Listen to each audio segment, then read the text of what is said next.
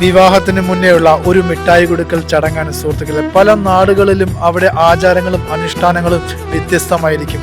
ആ കല്യാണത്തിന് മുന്നേയുള്ള ഒരു മിഠായി കൊടുക്കൽ ചടങ്ങ് ഒന്ന് കണ്ടുനോക്ക് നിങ്ങളൊന്ന്.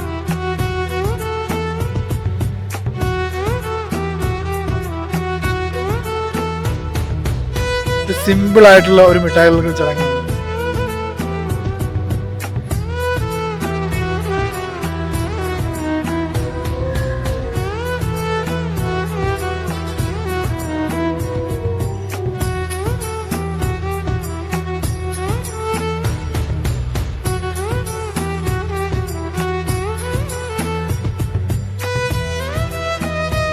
പെണ്ണെത്തി. ഞാൻ ആദ്യം പറഞ്ഞില്ലേ, പല നാടുകളിലും അവിടുത്തെ ആചാരങ്ങളും അനുഷ്ഠാനങ്ങളും വ്യത്യസ്തമായിരിക്കുമെന്ന്.